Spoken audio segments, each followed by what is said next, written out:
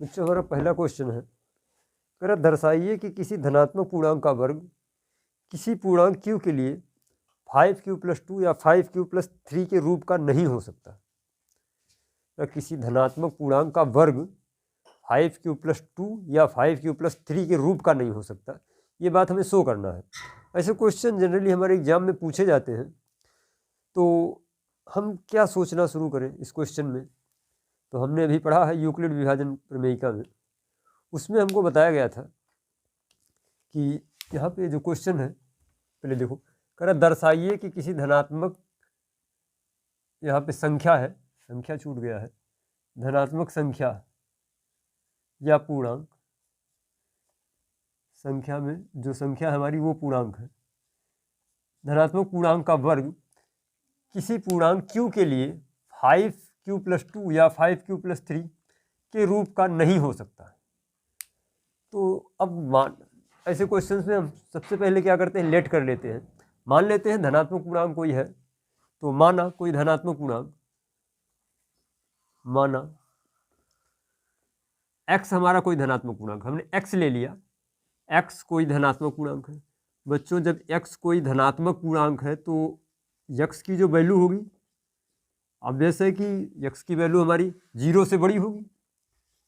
धनात्मक पूर्णांक की जब बात करेगा तो x के जो भी मान होंगे दैट इज ग्रेटर देन 0, पक्का इतनी बात।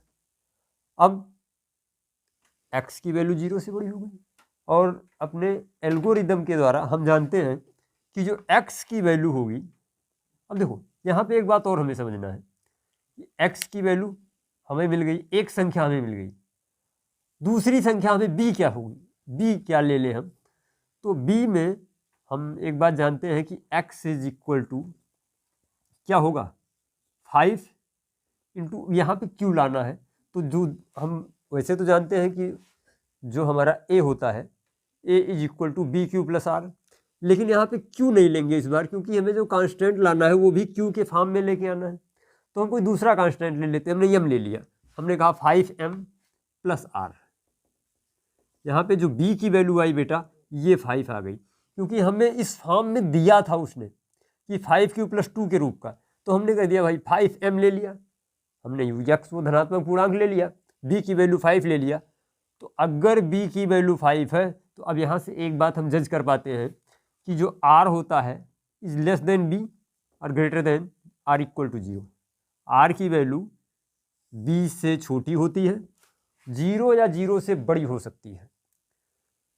अब उन्होंने कहा किसी धनात्मक पूर्णांक का वर्ग, तो पहले संख्या हम देख लें, धनात्मक पूर्णांक हमारे कौन कौन से हो सकते हैं, जरा ये बात चेक करो। तो धनात्मक पूर्णांक हम कहें x क्या क्या हो सकता है, x की वो पॉसिबल वैल्यूज हम जरा चेक करें। हम कहेंगे यदि, बात नंबर 1, कंडीशन नंबर 1, यदि r की वैल्यू 0, देखो यहाँ पे r जो है वो 0 से b के बीच में होगा, 0 उसमें शामिल है, तो r की क्या क्या पॉसिबल वैल्यू हो सकती है, हमने कहा 0, 1, 2, 3 एंड 4। 5 नहीं हो सकता, क्योंकि b के बराबर कभी r नहीं हो सकता, b से छोटा ही होगा। तो यदि r की वैल्यू 0, कंडीशन नंबर 1, यदि r इक्वल टू 0, तो जरा देखो वो पॉजिटिव नंबर होगा क्या। जब r की वैल्यू हमने 0 ले लिया तो वो धनात्मक पूर्णांक या धनात्मक संख्या क्या बनेगी, हमने माना है कि x इक्वल टू 5m+R, तो हम कहेंगे भाई जो x हमारा बनेगा वो 5m बनेगा और प्लस r की वैल्यू r होगा, या x बराबर r की वैल्यू हम पुटअप कराते हैं यहाँ पे 5m प्लस r की वैल्यू 0, दैट मीन्स ये जो हमारा संख्या बन गई ये 5m बन गई। लेकिन उसने हमें ये नहीं कहा है कि वो संख्या निकालो, उसने कहा है कि धनात्मक पूर्णांक का वर्ग, धनात्मक पूर्णांक का वर्ग। तो अब इसका जरा वर्ग करें, भाई धनात्मक पूर्णांक वर्ग कर दो इसका, हमने कहा x², जब इधर का वर्ग करोगे तो x² हो जाएगा, इस पक्ष का वर्ग करोगे दैट मीन्स 5m पूरे का वर्ग होगा, तो ये हमारा x² इक्वल टू आ जाएगा 25m², ये बनेगा। अब हमें तो कहा था यार 5q+2 के रूप का नहीं हो सकता, तो हम बेटा एक काम करें ना, यहाँ से हमें 5 के फॉर्म में लाना है, तो हमने 5 कॉमन ले लिया, एक 5 अगर हम कॉमन ले लें तो देखो बनेगा क्या हमारा, एक 5 कॉमन ले लो 25 से, तो हमारा अंदर क्या बन गया 5m²। और बेटा ये जो 5m² है ना, इसको हम एक कांस्टेंट मान लेंगे, दैट इज q, क्योंकि हमें q के रूप में शो करना था, तो हम इस 5m को एक अलग से कांस्टेंट मान ले रहे हैं। इस पूरे 5m को हम यहाँ मान लेंगे 5m बराबर 5m² बराबर q। तो अब ये जब हमारा q हो गया, तो अब ये पूरा नंबर x² बराबर क्या हो गया, यहाँ से 5 इंटू क्यू, दैट मीन्स ये हो गया 5q। x² की वैल्यू 5q आ गई। ये कब की बात है, जब जब r इक्वल टू 0, जब वो केस जब रिमाइंडर हमारा 0 होगा, तो संख्या क्या बनेगी, संख्या बेटा बनेगी हमारा x इक्वल टू 5m। जब r इक्वल टू 0 तो संख्या हमारी क्या बनी, वो धनात्मक पूर्णांक क्या बना, x इक्वल टू 5m। इसका स्क्वायर क्या बना, इसका स्क्वायर बना x², और उसकी वैल्यू क्या बनी 5 इंटू क्यू, जहाँ पे q इक्वल टू 5m²। एक बात हम शो कर चुके। दूसरी बात, हमें हर अलग अलग केस पे दिखाना पड़ेगा चीज़ों को। हमने कहा यदि r इक्वल टू 1, जैसे ही हमने r की वैल्यू 1 ली, तो अब देखो फिर से हमारा धनात्मक पूर्णांक बदल जाएगा। और वो धनात्मक पूर्णांक क्या हो जाएगा, हमने कहा धनात्मक पूर्णांक तो x हमने माना था, लेकिन x की वैल्यू क्या निकल के आएगी, x बराबर हमारा हो जाएगा 5m प्लस का r, दैट मीन्स x की वैल्यू, r की वैल्यू हम पुटअप करवा रहे हैं यहाँ से, तो हमने कहा r बराबर 1 लिया है, तो ये हो जाएगा 5m प्लस का 1। अब ये तो हमें चाहिए नहीं था, हमें शो करना था इसका वर्ग। तो जब इसका वर्ग शो करेंगे मतलब दोनों पक्षों का वर्ग करेंगे, x² बराबर 5m प्लस 1 का स्क्वायर बनेगा, ये इस पूरे का स्क्वायर बनेगा। अब जब 5m प्लस 1 का हम स्क्वायर करेंगे, तो दैट मीन्स ये हो जाएगा 25m²। तो ये हमारा हो गया a प्लस बी का होल स्क्वायर। जरा चेक करो, एक नंबर है ये हमारा, 5m को हम a मान लेते हैं, 5m को हमने a मान लिया और 1 को हमने b मान लिया, तो ये हमारा बन गया पूरा a प्लस बी का होल स्क्वायर। और हमें पता है, बेसिक क्लासों में हम पढ़ चुके हैं, a प्लस बी का होल स्क्वायर होता क्या है, a² plus b² plus 2ab। तो यहाँ से a², a की वैल्यू क्या थी 5m, तो 5m का स्क्वायर करोगे दैट मीन्स 25m² हो जाएगा, प्लस b², b की वैल्यू 1 थी, तो 1 का स्क्वायर करोगे ये फिर से 1 हो जाएगा, और plus 2ab, 2 into a into b, that means a की वैल्यू 5m और b की वैल्यू 1, तो 5m में 1 का मल्टीप्लाई करेंगे 5m हो जाएगा, और इसमें 2 का मल्टीप्लाई करेंगे तो ये हमारा हो जाएगा 10m। देख लो जरा इसका मल्टीप्लिकेशन, हमने कहा 5m प्लस 1 का होल स्क्वायर, तो 5m प्लस 1 का होल स्क्वायर, हम ये इसको मान ले रहे हैं a, इसको मान लिया b, तो हमें पता है कि a प्लस b का जो होल स्क्वायर होता है ये बराबर हमारा होता है a² plus b² plus 2ab। हम जरा इस पे पुटअप करवाते हैं इसको, तो हमने कहा a², a मतलब 5m का स्क्वायर, 5m का स्क्वायर प्लस b² मतलब 1 का स्क्वायर प्लस 2 इंटू a की वैल्यू 5m और इंटू b की वैल्यू 1। अब जरा इसको गुणा कराओगे तो ये देखो क्या बन जाएगा 25m²। 5m² का जब वर्ग करोगे तो 5 का वर्ग 25 और m का वर्ग m², तो ये हो गया 25m² प्लस 1 और प्लस 2 इंटू 5 10 और into m, that means 10m। तो ये पूरा हमारा आ गया। अब देखो जब इस तरह से हमारा कोई पॉलिनोमियल हो, इस तरह से कोई हमारा पॉलिनोमियल होता है, बहुपद होता है, तो हम क्या करते हैं, इसको डिक्रीजिंग पावर के ऑर्डर में लिखते हैं, मतलब इनकी घातों के घटते क्रम में। तो देखो यहाँ पे घात m की घात 2 है, तो पहले 2 घात वाले को लिखेंगे, हम इसको लिखेंगे 25m² प्लस इसके बाद m की एक पावर है 10m और प्लस m की 0 पावर, जहाँ पे m है ही नहीं, किसी नंबर की पावर 0 मतलब वो नंबर 1 हो गया। तो देखो यहाँ पे m नहीं है, तो यहाँ पे m की पावर कितनी है 0 है, तो ये हम हो गया। इस तरह से ये लिखा जाएगा हमारा। इसकी हमें ज़रूरत नहीं थी, बट इस बात को समझने के लिए हमने इसको बता दिया। तो यहाँ से हम देखो 5m प्लस 1 का जब स्क्वायर किए तो हमें रिजल्ट क्या मिला, ये मिल गया हमें 25m² प्लस 1 और प्लस 10m। फिर से वही बात, हम घातों के डिक्रीजिंग आर्डर के रूप में लिखेंगे चीज़ों को, घातों के घटते क्रम में, मतलब पहले सबसे बड़ी घात, फिर उससे छोटी, फिर सबसे छोटी। तो यहाँ पे हम इसको लिख पाएंगे 25m² प्लस 10m और प्लस का 1।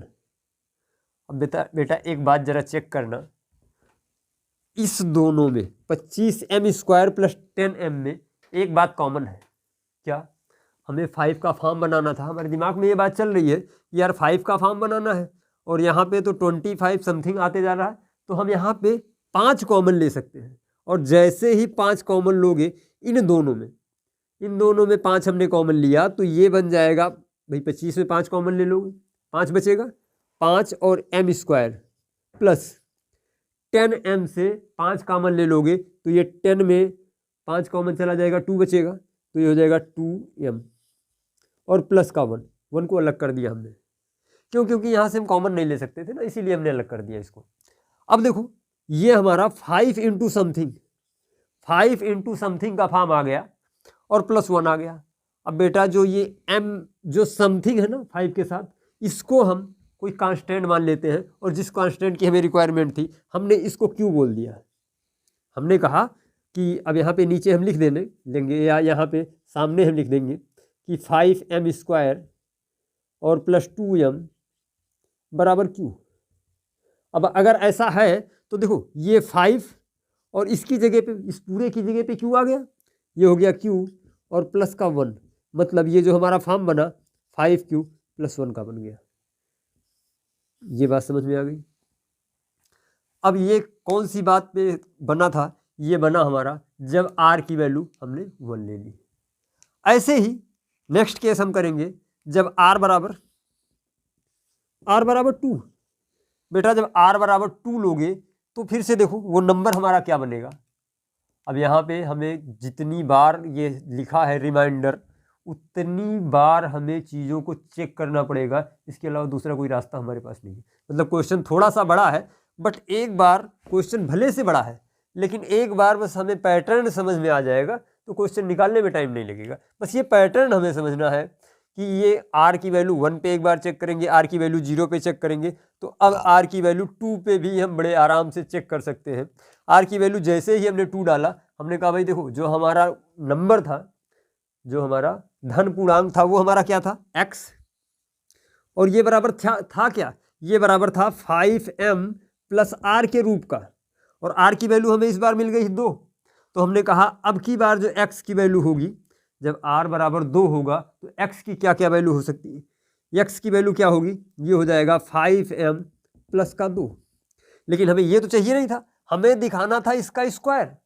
तो जरा देखो x का स्क्वायर करोगे तो ये क्या बना लेगा, ये बन जाएगा 2m प्लस 2 का स्क्वायर, सॉरी ये 5m है, 5m प्लस 2 का स्क्वायर। बाकी की चीज़ें मैं ऊपर करूँगा, और इसको इरेज कर रहा हूँ क्योंकि इसकी हमें ज़रूरत नहीं है, तो हमने रफली समझाने के लिए बताया था। तो ये हमारा हो गया x² equal to 5m plus 2 का स्क्वायर। अब ज़रा चेक करो, इसको आगे हम सॉल्व करेंगे।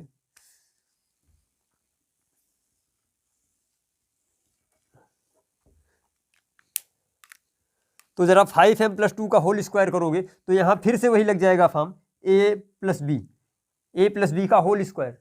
और अभी जैसे हमने पिछले क्वेश्चन में देखा, यहाँ ऊपर देखा हमने a प्लस बी का होल स्क्वायर, वही बात यहाँ पे फिर से करेंगे, a² plus b² plus 2ab। तो a² मतलब 5m का स्क्वायर प्लस b² का मतलब 4 का स्क्वायर प्लस 2ab, 2a की वैल्यू 5m और b की वैल्यू 2 इंटू 5m और इंटू b की वैल्यू 2।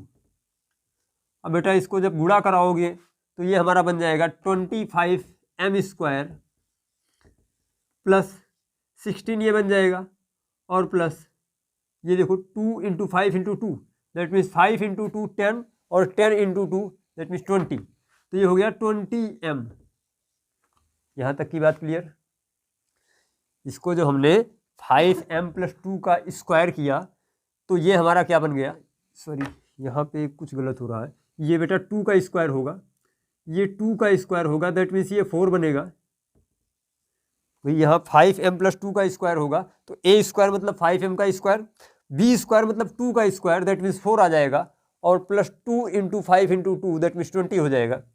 तो अब फिर से वही डिक्रीजिंग पावर, तो ये हमारा हो जाएगा एक्स स्क्वायर बराबर, ये बेटा एक्स स्क्वायर की वैल्यू है, तो एक्स स्क्वायर बराबर हमारा हो गया 25m स्क्वायर प्लस का 20m और प्लस का 4।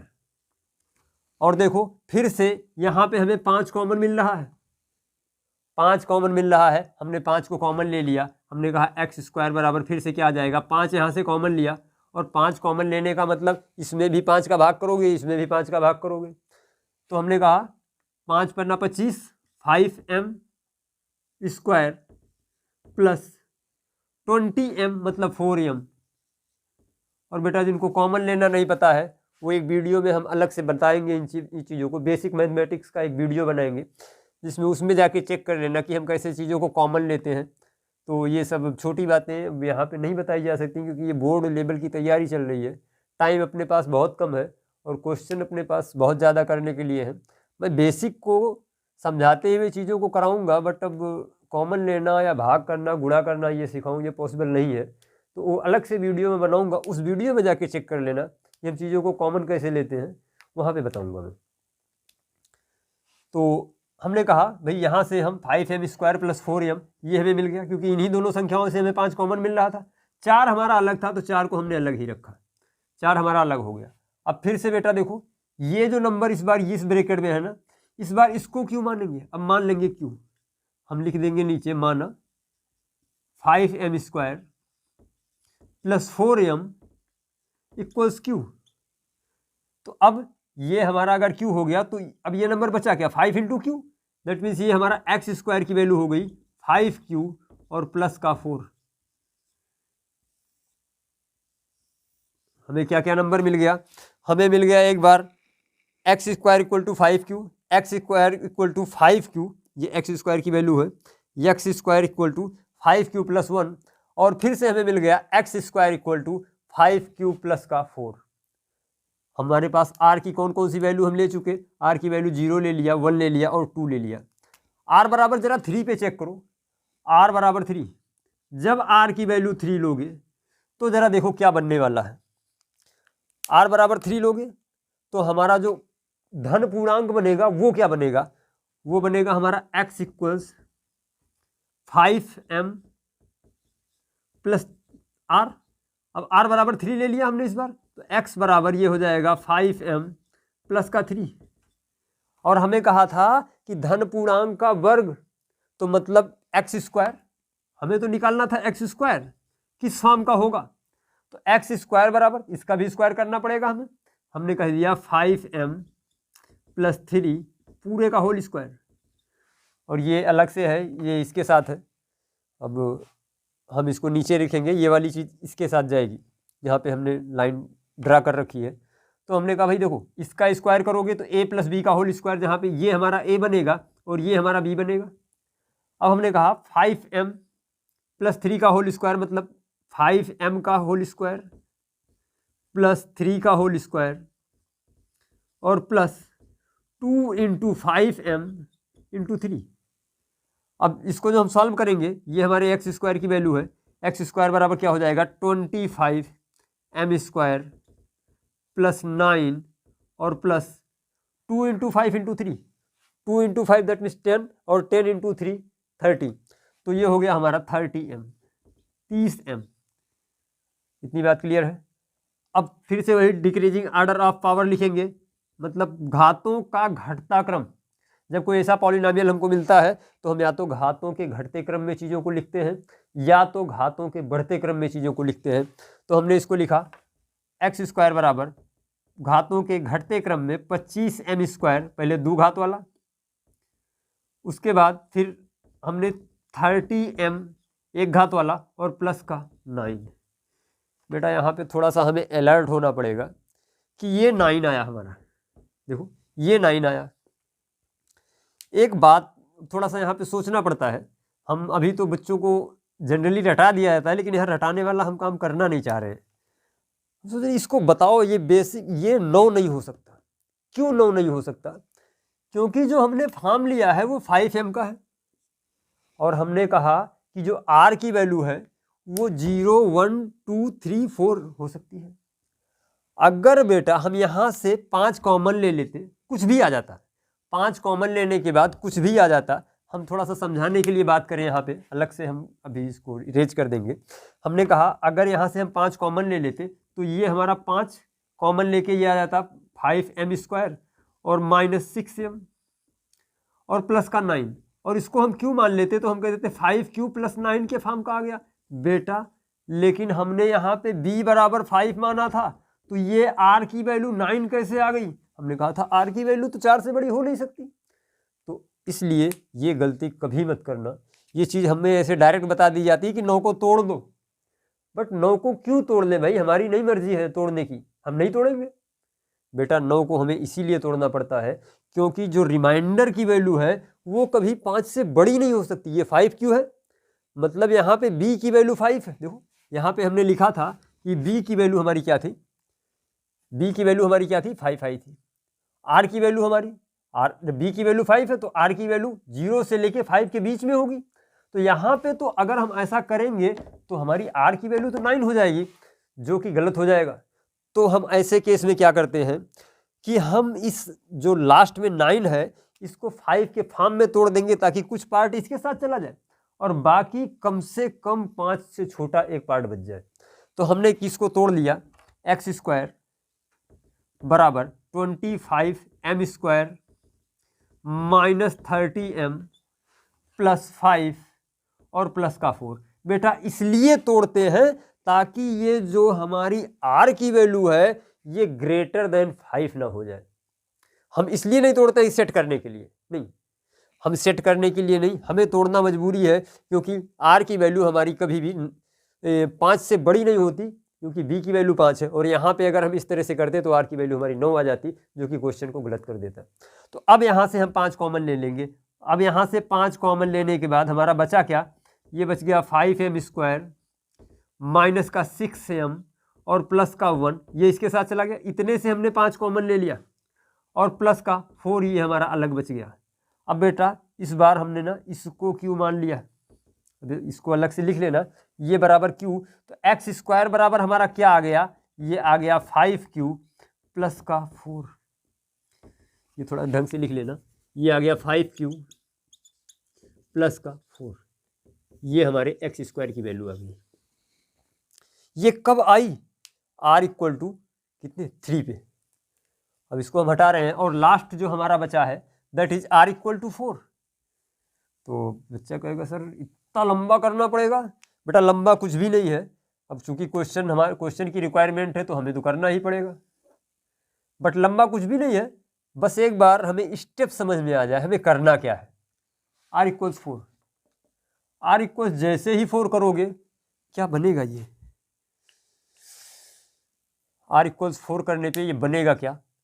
हमारा जो x बनेगा, अब इस बार जो वो पॉजिटिव नंबर बनेगा वो x इक्वल्स बनेगा 5m प्लस का r, और r की वैल्यू इस बार 5 है तो x की वैल्यू हमारी आ जाएगी 5m प्लस का 4। r की वैल्यू 4 है, हमने पुटअप करा दी।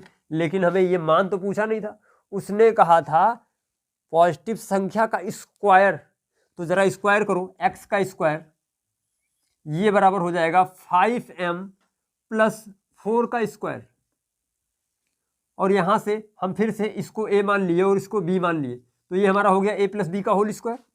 और फिर से वही बात, a प्लस बी का whole square that means a square plus b square plus 2ab, that means ये हमारा हो जाएगा x² की वैल्यू 5m²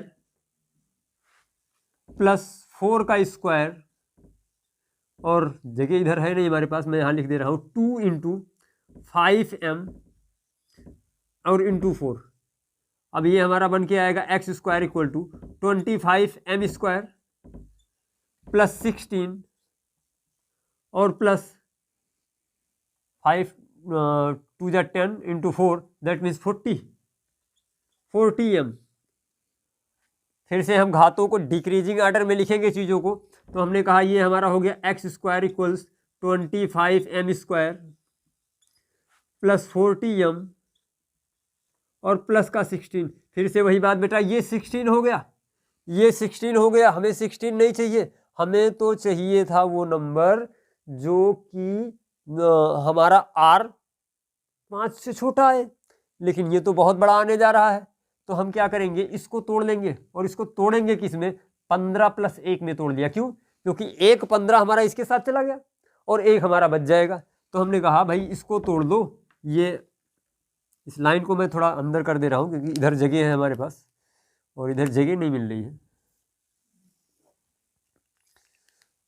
तो हमने कहा अब देखो यहाँ पे क्या करना है, यहाँ पे हमने कहा इसको तोड़ दो x², ये बराबर, हमने 16 को ब्रेक कर लिया, 16 को तोड़ा हमने 25m² + 40m, 16 को हमने तोड़ लिया 15 + का 1, 15 + का 1 में क्यों तोड़ा? एक बच्चा कहता है सर आपने 15 1 में क्यों तोड़ा, 14 और 2 में क्यों नहीं तोड़ लिया?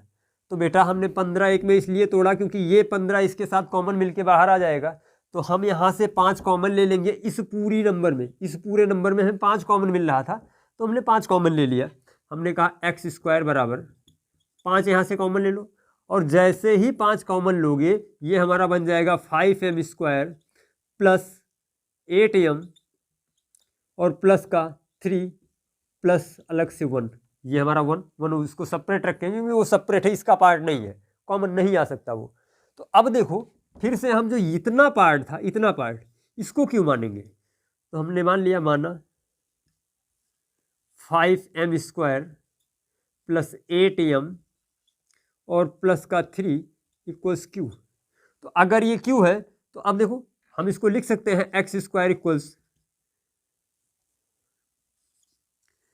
5 × इसकी वैल्यू हमने q मान ली, ये q आ गया, और प्लस का 1 ये अलग से है, तो x² बराबर हमारा क्या आ गया, 5q + का 1।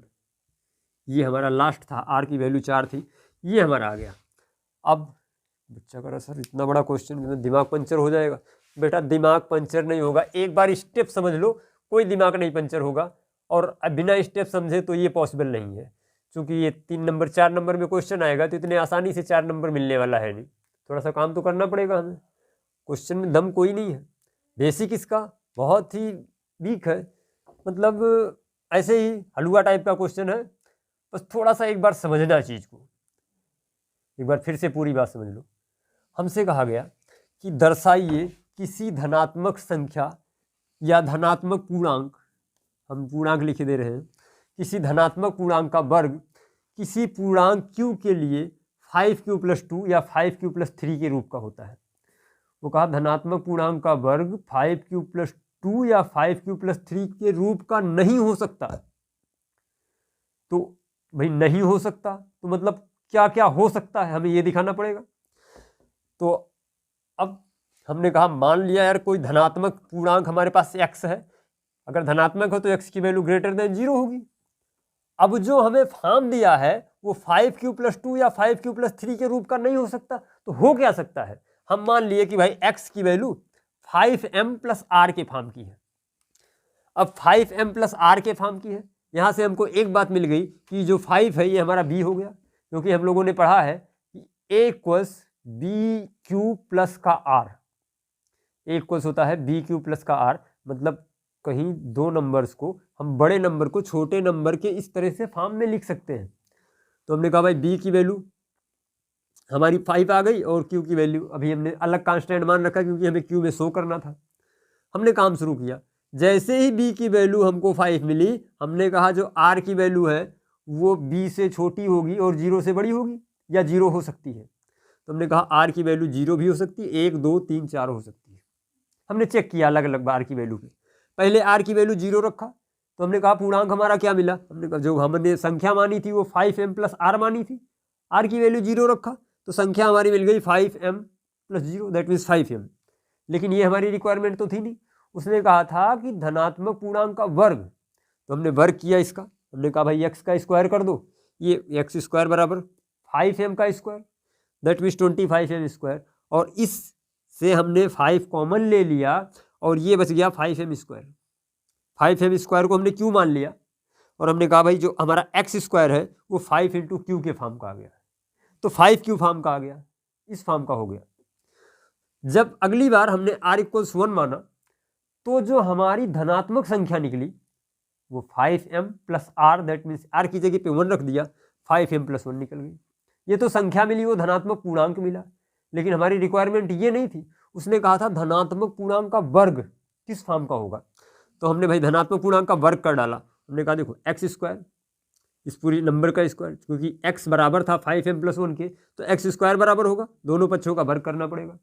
जब हमने इसका वर्ग किया 5m प्लस 1, अब यहाँ पे बेटा देखो दो संख्याएं हैं, एक संख्या प्लस दूसरी संख्या, दोनों का होल स्क्वायर है। तो जब कभी दो नंबर के प्लस का होल स्क्वायर करते हैं तो उसमें पहले का स्क्वायर प्लस दूसरे का स्क्वायर प्लस 2 इंटू पहला इंटू दूसरा, ये ट्रेडिशन होता है। ये बात हम लोगों ने पढ़ी है 7-8 में, ये हमको पढ़ाया गया था, a प्लस बी का होल स्क्वायर, उसी को हमने यहाँ पे फॉलो किया। तो हमने कहा भाई जब हमने इस तरह से इसका स्क्वायर किया तो 25m स्क्वायर, अभी हमने इसका बेसिक बताया था, प्लस 10m प्लस 1, घातों को डिक्रीजिंग पावर लिख दिया। अब हमने कहा इन दोनों नंबर से हमारा कुछ कॉमन मिल जा रहा है, तो हमने उसको कॉमन निकाल लिया। 5 हमको कॉमन मिल रहा था, हमने इन दोनों नंबर से 5 को कॉमन ले लिया, एक को अलग रहने दिया। तो जब हमने 5 को कॉमन निकाल लिया तो अब आगे हमको क्या मिल गया, ये हमको मिल गया 5m स्क्वायर प्लस 2m अंदर। अब हमने 5m स्क्वायर प्लस 2m को क्यों मान लिया अपनी तरफ से, हमने कहा भाई ये मान लेते हैं इसको क्यों, तो जो हमारा एक्स स्क्वायर का फॉर्म आया वो क्या आ गया 5q प्लस 1, मतलब एक्स स्क्वायर की वैल्यू क्या आ गई, ये 5q प्लस 1 के फॉर्म का आ गया r बराबर 1 लेने पे। ऐसे ही r बराबर 2 लोगे तो हमारा फिर से जो नंबर बनेगा x equal to 5m plus r, r की वैल्यू 2, तो 5m प्लस 2 बन जाएगा। फिर से स्क्वायरिंग करेंगे और जो नंबर मिलेगा दैट इज क्या मिलना था यहाँ पे, ये मिला x square equal to 5q plus 4, और अगली बार जब हम r इक्वल्स 3 लेने जा रहे थे तो एक्स स्क्वायर मिला 5q प्लस 4, मतलब यहाँ पे r इक्वल्स 2 और r इक्वल्स 3 पे जो हमारा फॉर्म मिला दैट वाज सेम, और r इक्वल्स 4 पे ये मिला 5q प्लस 2। लेकिन कहाँ क्या नहीं मिला, 5q प्लस 2 या 5q प्लस 3 नहीं मिला, 5q प्लस 1 मिला, 5q प्लस 4 मिला और 5q मिला, लेकिन 5q प्लस 2 या 5q प्लस 3 नहीं मिला। लिख सकते हैं अतः जो बात दी गई है अब यहाँ पे, अतः धनात्मक पूर्णांक का वर्ग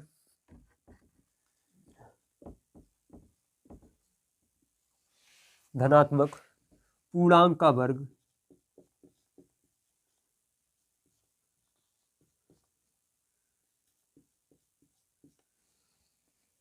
5q प्लस 2 या 5q प्लस 3 के रूप का नहीं हो सकता।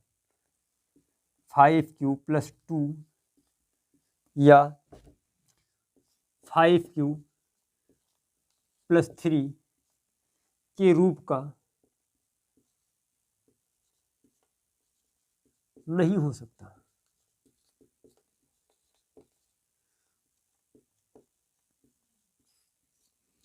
बेटा बात तो इतने देर में तो बात पक्का समझ में आ जानी चाहिए, क्योंकि अब इससे ज़्यादा बेसिक में जाया नहीं जा सकता है जितना भी।